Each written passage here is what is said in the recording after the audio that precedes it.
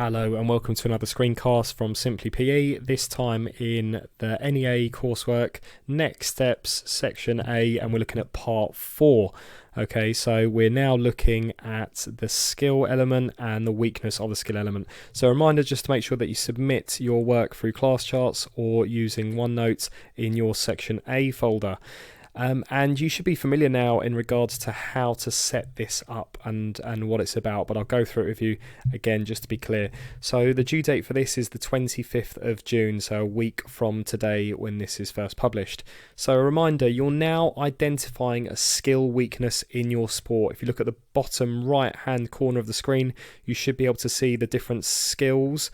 These are some examples of skills. You might have other examples that you might want to choose from, okay, but you've got some general skills in things like shooting, passing, tackling and dribbling, but you might have some sport-specific skills in your specific sport, okay. So if you're looking at badminton, you might look at an overhead clear or a drop shot.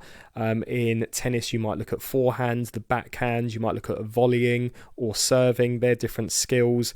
In rugby, you might look at mauling, rucking, for example. And in boxing, for example, you might look at the uppercut, the hook, punch, jab, and so on. Okay, so you need to think of a specific skill that is a weakness in your performance. Okay, so again, once you've identified that, paragraph 1, you sort of just briefly explain why that skill is important in your sport, in your position, in your role. Okay, so what's important about that skill?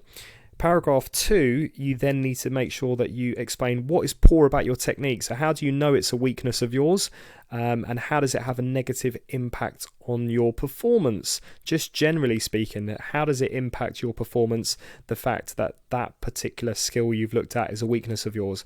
And then remember 3, 4 and 5, so paragraph 3, 4 and 5, you're coming up again with 3 examples from different games, different opponents that you've played, or different competitions that you've taken part in, and how that skill that you performed as a weakness, how it had a negative impact on your performance, what happened in regards to the outcome. Okay, and I'm not just talking about maybe losing or not winning the competition, but how did it actually impact on your performance? So did it cause you instability, for example, in gymnastics? If your balance is poor and you look to execute a somersault jump or a vault and you look to land, how did that have an impact negatively, and what was the outcome? So again, just go through the checklist in the blue text box there. You can see paragraph 3, 4 and 5, and you should be able to go through that.